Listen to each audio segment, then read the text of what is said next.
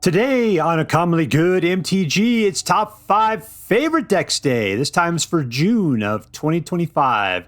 This is where we take a look back at the decks we played in the last month and pick out the ones that we like the best, paying homage to those people who put those deck plans together. If that sounds interesting to you, then stay tuned to find out more.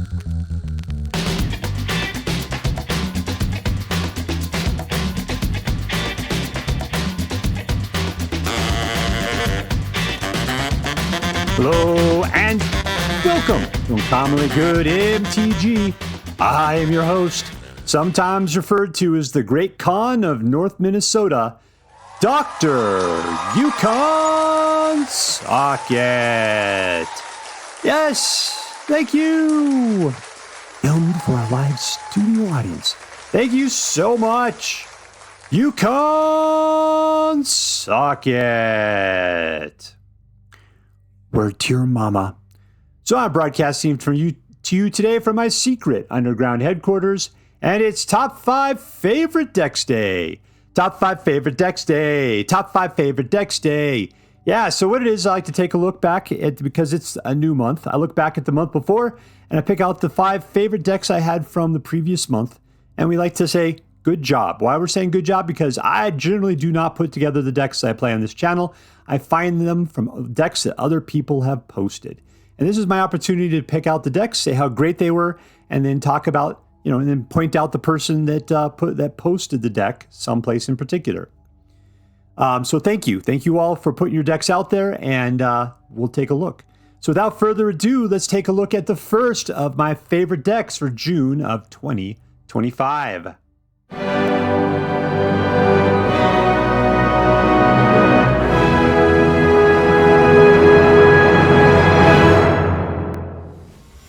All right, playing against FeLungs.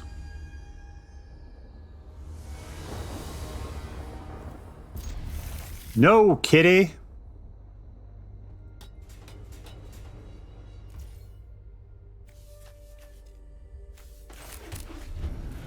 All right, this guy is a 4.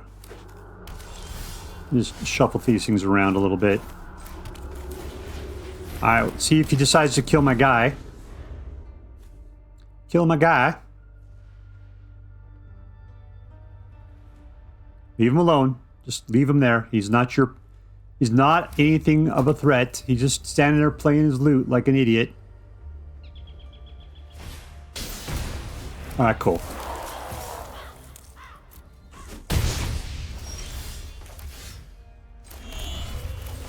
Capture his poor hand. Mama, mama, mama, mama. When a Twin Powers activate, form of 2 other dudes. All right, we're going to see if we can just go for the throat on somebody up here. What has he got going on? He's got 80s zombie. He likes to go out for a nice jog.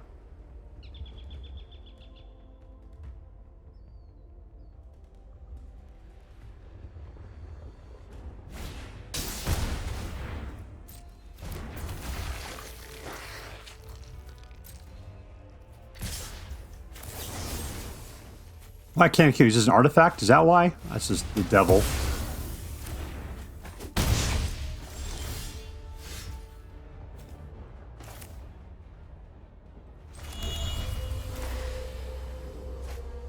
Let's get ourselves some moths. Straight up 2 and 2 more. He's down to 12. We're still riding the tide.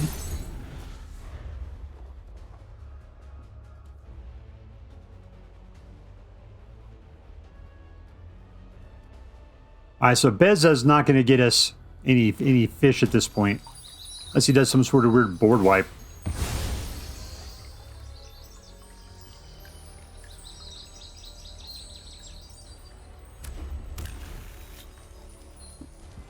Someone tells me we'll never see this guy materialize. The game will be over before these are off.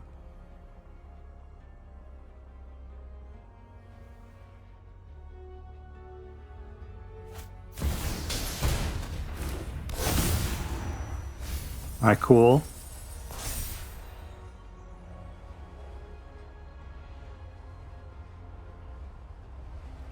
Let's see. If I let this go, it's going to be what? 1, 2, 3, 4, 5, 6. I'll just let it go. Who cares? Less space. Space, lame. I'll do this early. Get some more life out of the deal. Oh, just nothing but land straight up. That is rough. We do have him into where we're lethal next turn.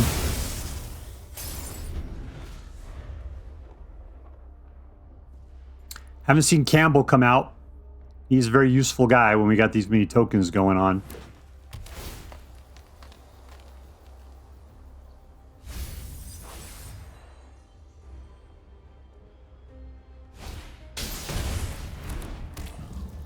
He doesn't have haste.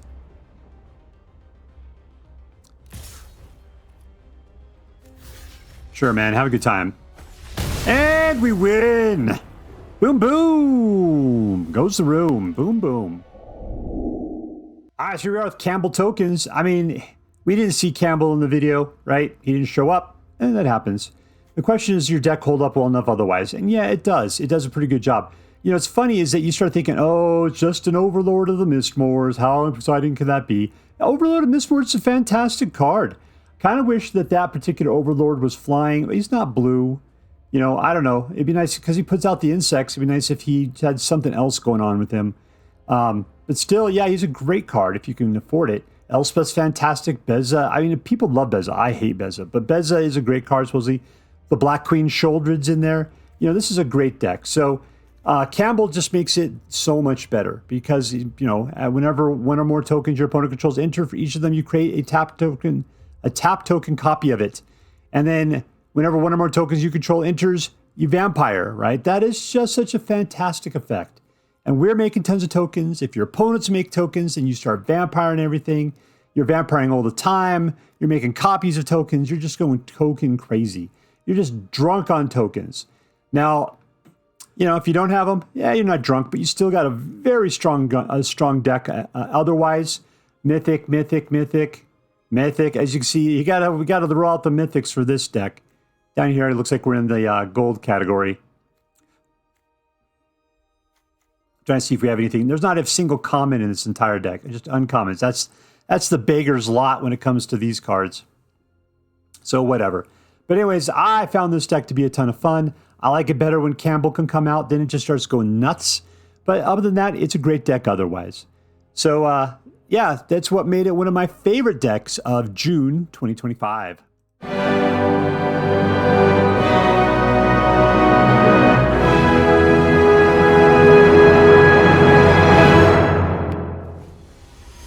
All right, playing against Kurga Jalava 90.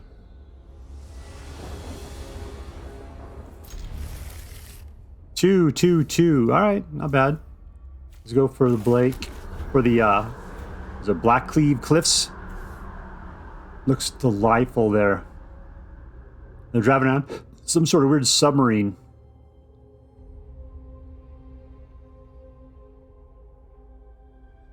Weird. I never looked at that before.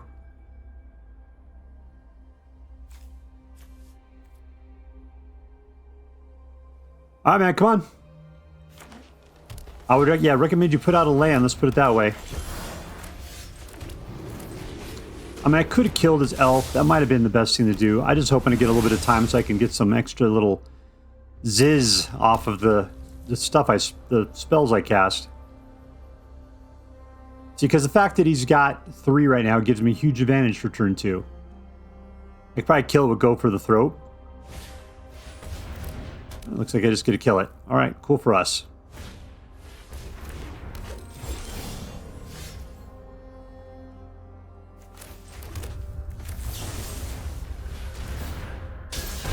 Bam! Think he's going to give it up? Let's find out. That's a gamble on my part. But it's like, does he really want to give up on his third mana there? Nope, he's got plans. All we got is nothing but lands. That's ridiculous. Ooh, that is rough to be at this point in the game and still be throwing out Llanowar Elves.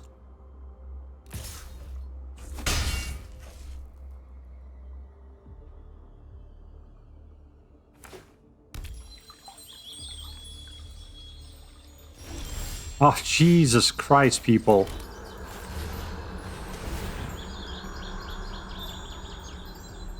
What's that thing?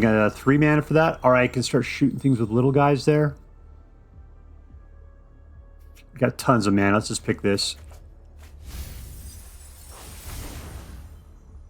I guess I could have done it differently. Let's just say no attacks. So the deal was if I could have picked the little one, I could have killed the one that was outstanding and then just marched in to do the 2 points of damage. And that would have been cool. Plus I would have done the additional point of damage.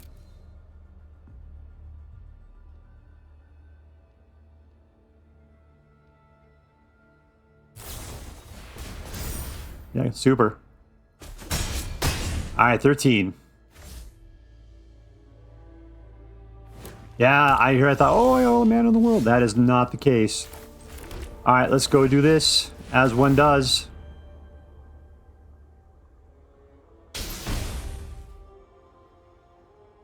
Alright, Circle of Power. And let's take it in.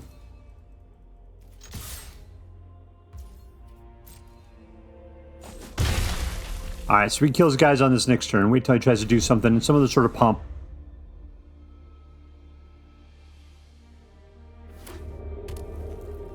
One, two, three, four, 5.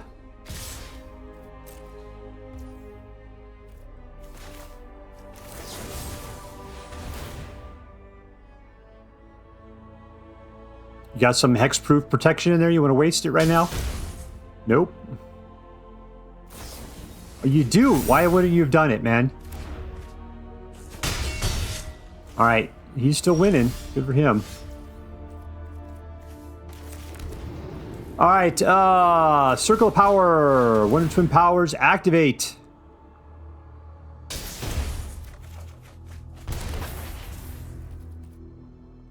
Let's go look for some stuff.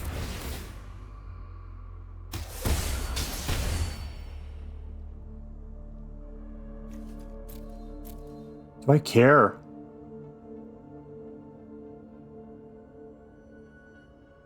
It seems like this is going to be the best card. I just seems really weird decision to be making there. I don't have any mana available, so the cut down is not going to help too much. It's hard to believe I'm fighting against Llanowar Elves. He doesn't like any of that.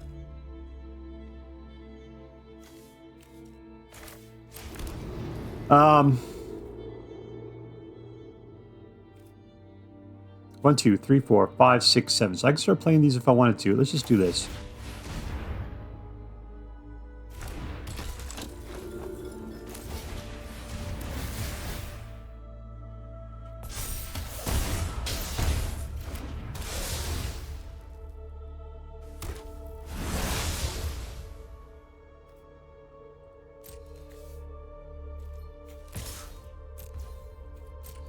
Alright, so is he going to block? That's the question. We got to play this right. Hopefully we can catch it right at the point. Next to damage. Go for it. There we go. Let's go stick them. There we are. Boing, boing, boing. You got another one in your hand?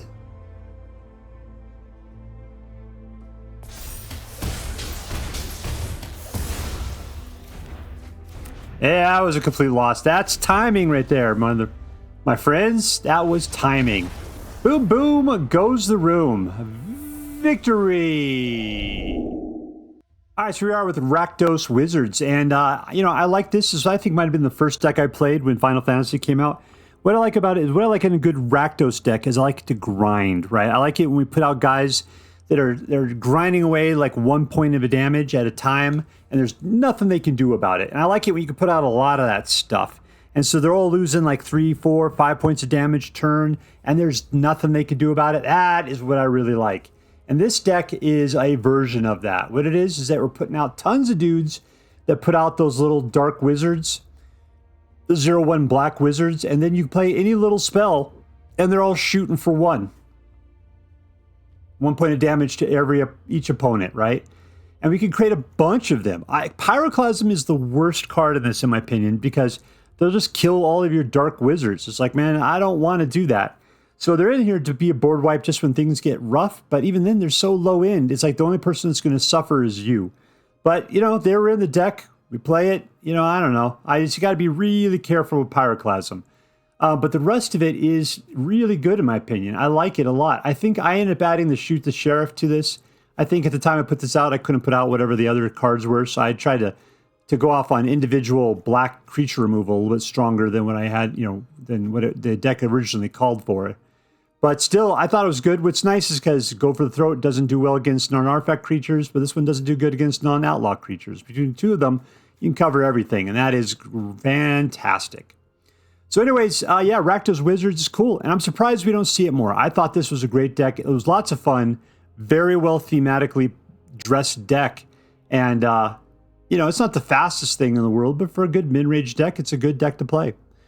All right, so there you go. One of my favorite decks of June 2025, Rakdos Wizards.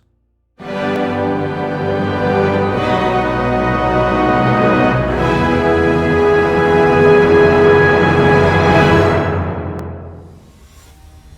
right, playing against DomW.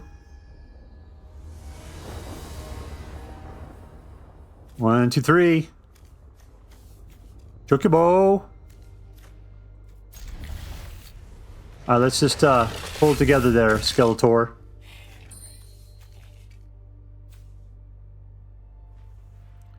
Let me guess, I get to go second, huh?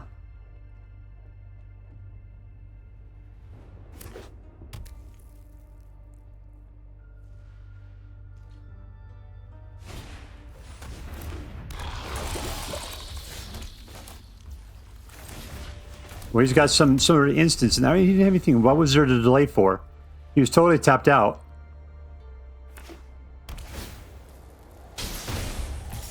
Nope.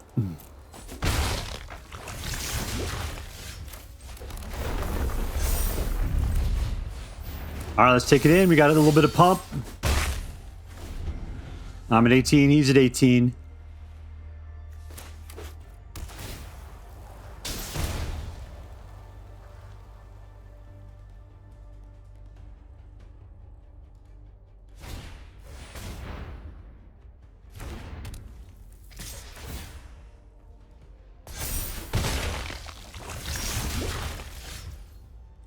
All right, let's bird up. Bird. Pump. Let's get out our friend. What do we got there? Yeah, that's cool. We'll play it next turn.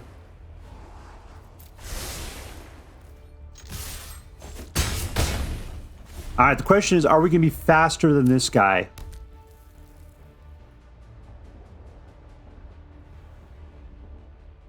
If you want to play a little bit more control, we can leave our mana open and have the Avian Interrupter out. I don't appear to be playing that way. I appear to be playing very aggro at the moment. All right, get in the pod. Get in the pod.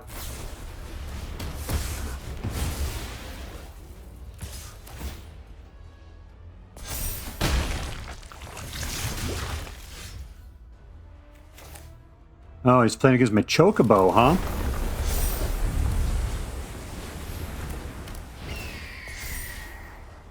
Lands. No, I don't need a land.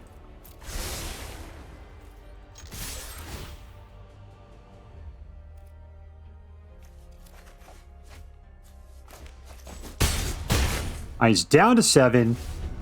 We're still doing good. That's the problem. I mean, we got more than enough lethal right here. If he doesn't have stuff to handle in his hand, then what I really need to do is just keep the Avian Interrupter open. Yeah, that's what he wants to do.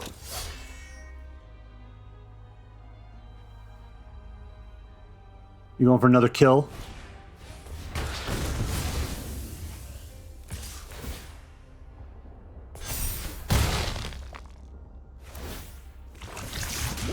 On to 7. Okay, cool. I gotta stay back now, like an idiot. Can I just win? Is that something I'm allowed to do at this point? Yeah. And there we go. Winner, winner. Victory dinner. Boom, boom. Victory! Alright, so here we are with all the burbs. All the burbs. Yeah, this was probably the first bird deck I played. I think I played on the second day of Final Fantasy. And yeah, it was great. It was a great deck. I liked playing it. I bet you that they're better tuned at this point. The thing I found I really liked about this deck was I really liked the flash birds that are in here. You know, this guy gives them hexproof. This one comes in and it just, you know, plots whatever it is, which makes it harder for them to play from exile a little bit. Just interrupting what's going on. I mean, it's not really a counterspell, but it played well. The timing can be fantastic, keeping something that happens. But this guy looking ahead, what does this guy do? You can look and pull birds from the top of your library and then put them into your hand. Yeah, all together, you know, like this guy was each bird you control deals damage to equal to its power to target creature and opponent control. There's a lot of good synergistic utility. It's a tribal deck, and I love a tribal deck. That's probably why I like this deck so much. What I didn't like about it was that it was 3 colors. It's a Bant deck, right?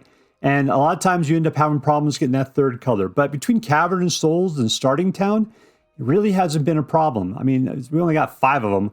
I think maybe that really is like because this came out on the 2nd day, I only had maybe 1 Starting Town in the mix. I might have ripped them out. I'd recommend taking out some of the other cards and putting more Starting Towns in. That's going to probably help you out. What do you really need that blue for? We got greens, we got blues, we got whites. Yeah, you need a nice equal distribution of both. Mockingbird's cool. So I guess the utility of this deck and the synergy between the cards, yeah, it is all very, very good. Yeah, so I had a good time with it, mostly because it was a tribal deck, and we're playing with something we just really didn't play with before, birds. These big, squeaky yellow birds. That's what we're playing with there, chocobos. But other than that, I mean, you got Shelter by Ghost.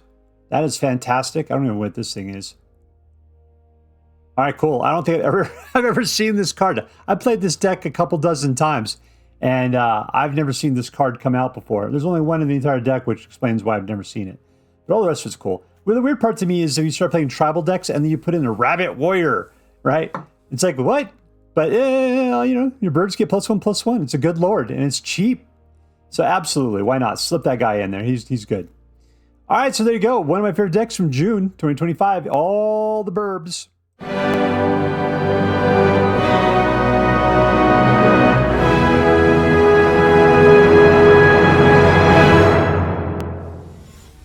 And we're playing against Legsep. Hezgul. That's how it would be pronounced backwards. Keep. Alright, 2 is going to get us into a Maze Tome.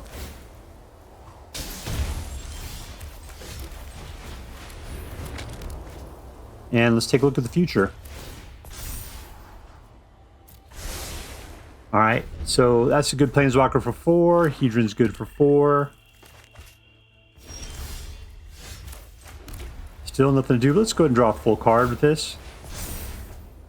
Nice. All right. Things are starting to get into a pretty decent hand at this point.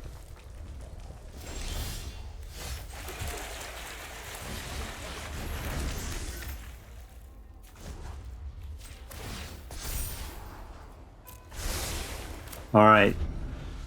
1, 2, 3, 4, 5, 6. We got 7 right there. Gets it into an Ugin, which destroys something if he puts it out. He's not going to do it. All right, let's Archangel him then.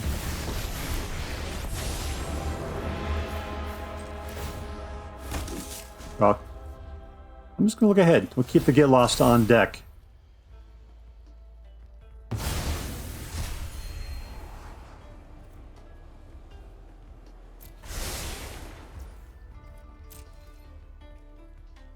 All right, we're good.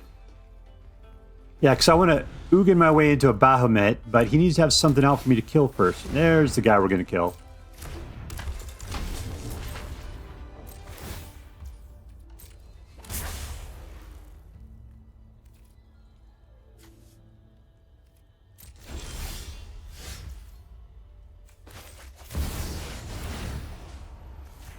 Pow!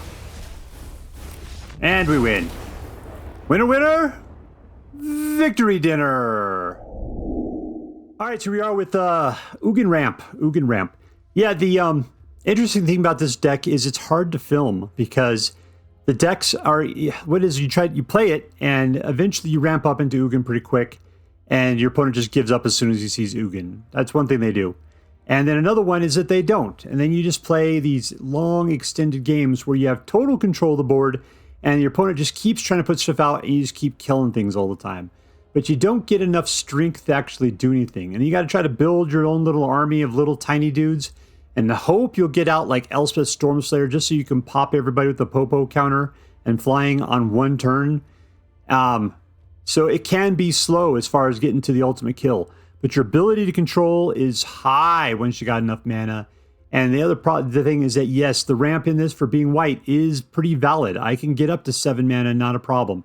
The reason why is because, yeah, the Hedron Archive is strong. And the other one, where is he in here? The Iron Crag is another good one. So yeah, you're paying those things out. You don't really need all white mana, but there's tons of white mana in here. Blast Zone isn't my favorite. I mean, I understand why it's in here, just to do a little bit of a board wipey kind of thing. I'm not a big fan of Blast Zone. I prefer other cards. Temporary Lockdown's great. Anyways, it's fun playing with Ugin. I thought this one had a nice feel because of the ramp. That's why I like playing it. I think the double Elspeths is really cool. And of course, Bahamut. My problem with Bahamut is that Bahamut is just, removal bait. You put him out and people have to kill him. So you don't really get to use his abilities too much. But I do like the fact that for being a saga creature, that his first 2 turns are destroy up to 1 target non-land permanent. I love the fact you put it out, you kill something. Next turn, you kill something.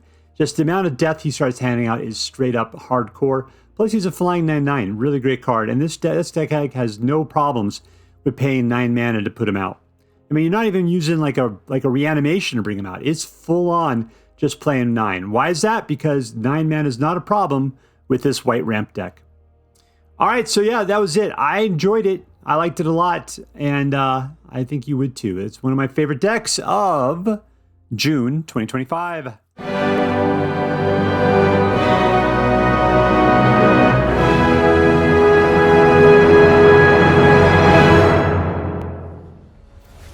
All right, up against Pink Adam, 85.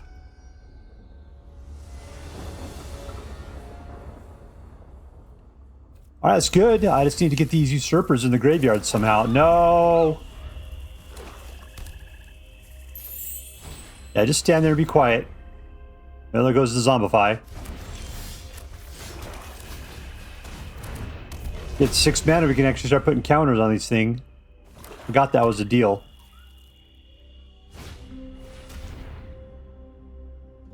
You put the usurper in, thank you. I appreciate. Oh, you're exiling them. That's not great. All right, we got 2 of them out. Got to build up to 6. We got 3 so far.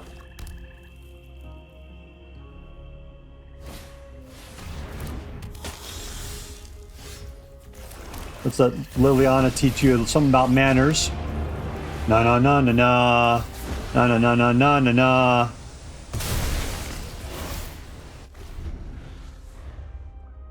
Demon Wells, they're okay. I mean, you really need to get the Unholy Annex, which we do not have. Oh, taunt me with it right now. Jeez, people.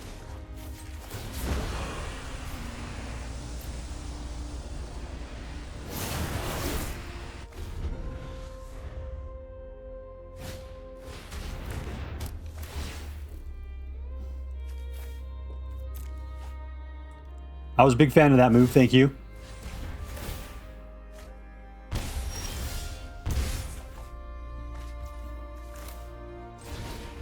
Alright, next turn we can start returning things from graveyards. Let's force the discard to occur. Just gotta keep our pal the Faithful alive, that's what we gotta do. Give it up, yo.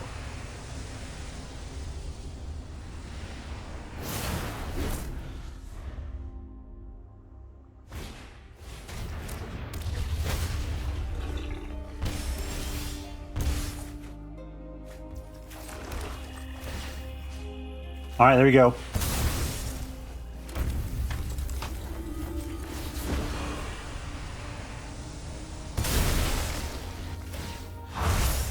What are we going to do? Bring something back? Be something awesome?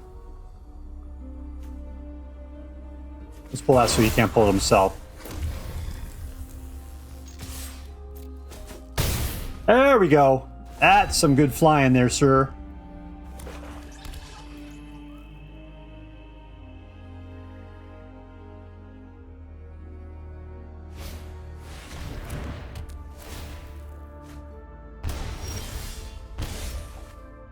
Let's bring back... Can I bring back anybody else? Anybody good over here? He's legendary. That's not going to help us out, is it? Let's just go for the attack. That's fine. And we win! Alright, super cool. Super awesome. Victory! Alright, so we are Demon Zombify. You know, that last game was the first time I think we really used Arden in a great way. That guy was really cool.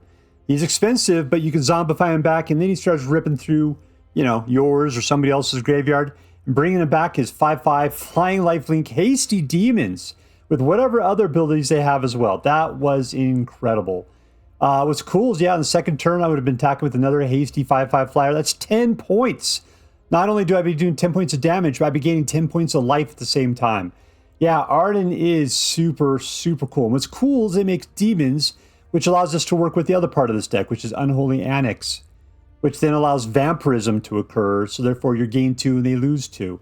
So, you know, it's just a great way of making that happen. I also appreciate the fact that we have the Soulstone Sanctuary who can become a demon, just because Unholy Annex is that thing that'll grind you down if you don't get a demon out there. This deck is putting out tons of demons. Zombify is super cool. The Valgrath is cool, bringing things back. And we have just enough of discard to be able to get the good stuff into graveyard. I gotta say, with this deck, Resentful Revelation is fantastic. Other decks I played in, it's an okay card draw type of, or card draw kind of card. But in this deck, because you're throwing specifically putting things in the graveyard, yeah, that is totes my goats, one of my favorite things to do. All right, so yeah, this deck just rocks. I like the synergy in it big time between the cards. I like the fact that it's practically tribal with demon, demon, demon, demon. And I like the way that all the cards seem to participate what's going on. Arden's the big weird one because he's, like I said, he's not a demon, but he's so demon friendly. He is a really good way to go. Plus, I love when you have him out and you get to go ahead and start taking any little dude and turning him into a demon. What would be great is grabbing one of those, the bats or whatever, right? It comes back as a 1/1, but it becomes a 5/5 for your side. But then you also get to steal stuff out of your opponent's hand. That would be fantastic. That would be fantastic. All right, so there you go. One of my favorite decks of June 2025. It's Demon Zombify. And here we are with my 5 favorite decks from last month. Let's review them. And let's talk about the people that put them out there. We got Kambal Tokens with Poor Planeswalker. We got Rakdos Wizards by Achilles. Burb Tribal by Kruger12. Ugin Ramp from Magic Deck Analysis. And lastly, Demon Zombify by Hail. Yeah, that was nice. It was a nice variety of stuff this last month we were playing around with. We got to get into Final Fantasy and start playing with some Final Fantasy stuff. I like, you know, the thing about Final Fantasy is I felt like it augmented existing decks well. A lot of times when you pick up new sets, a lot of times they're just like, no, we're just going to play the mechanics within this new set. We're not going to really work well with your old and existing decks. That's not the case with Final Fantasy. There's a ton of great cards that do a good job with existing decks. And I think it's great. Like, I like seeing the Demon Zombify. I think that worked out great. I like the fact of how that was working with a little bit of Final Fantasy. Altogether, it was great. Bird's Tribal, that was fantastic in my opinion. Yeah, Skeletal Prowess. Altogether, yeah, it was a nice collection of stuff. I thought it was great. And it's just, it makes you, because at the end of the last set, I was getting kind of bored. I'm just like, man, the Tekir cards were not that great. It was a bad set in my opinion, and it didn't really help out a lot. So I got bored pretty quick, and it didn't, at the end we were struggling to find things to play. But flipping over to Final Fantasy, things have been strong again. And now that the standards the bans have come out, I'm hoping that the meta shifts and we're going to be able to play with a lot more different decks. Because one of the great values of standard is the fact that things change, and you know, you get rid of some cards and you bring in new cards and the meta changes. All right, so there you go. Those are my 5 favorite decks for June of 2025. Once again, for those people who put those decks together, many thanks. And it's your continued publishing of decks that keeps this channel alive. So until next time, thank you so much and see you later. That's all for now. If you enjoyed this video, please make sure to like and subscribe. From all of us here in the secret underground headquarters of Uncommonly Good MTG, have a great day. In the words of my people, screw you guys, I'm going home. Bye.